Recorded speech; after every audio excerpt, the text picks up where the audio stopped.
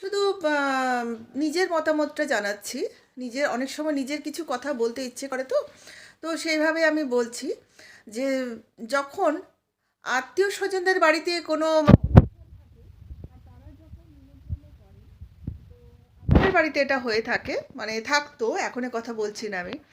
আ শাশুড়ির নামে কার্ড আসতো। আমি আমার শ্বশুরমশাইকে দেখিনি, শাশুড়িকে দেখেছিলাম। তো শাশুড়ির নামেই কার্ড আসতো।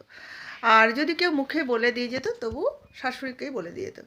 তো এবারে কোথাও যদি পাড়াতে কেউ মারা গেল, সেখানে হয়তো বলে দিয়ে গেল। তখন শাশুড়ি যখন বেঁচে ছিলেন, তখন আমরা কি করতাম?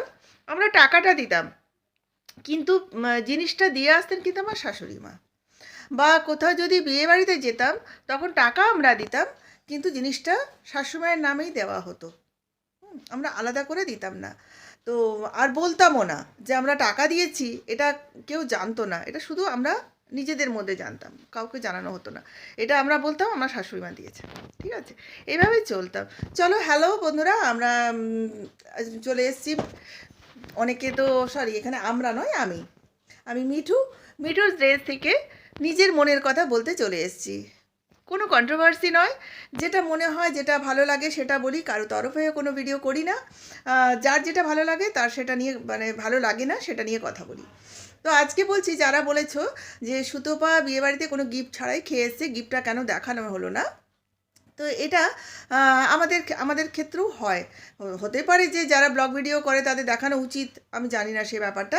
কিন্তু যদি মানে না দেখিয়েছে, তো এই কারণেও হতে পারে যে তার শ্বশুরমশাই নিয়ে গিয়ে গিফটটা দিয়েছে, হয়তো সেই কারণেই সে দেখায়নি। বা অনেক সময় হয়, যেমন আমাদের ক্ষেত্রেও হতো, আমি সবসময় নিজেকে রেখে আমি কথা বলি। তো শাশুড়ি মা আগে যেতেন, আমরা হয়তো পরে যেতাম। দুদিন আগে শাশুড়ি মা চলে গেলেন, আমরা হয়তো পরে যেতাম। এরকম ব্যাপারটা হতো। তখন উনি কি খালি হাতে যাবেন? আমরা খালি হাতে যেতে পারি, কিন্তু উনি তো খালি হাতে যাবেন না। উনি তো বড়। তো যার জন্য উনি গিফটটা নিয়ে যেতেন, আমরা পরে খালি হাতে যেতাম। তো এখানে আমার মনে হয় সেম কেসই হয়েছে। হয়তো তার শ্বশুর আগে গেছে, আর সুতপা হয়তো পরে গেছে। তাই সুতপা গিফটটা দেখায়নি।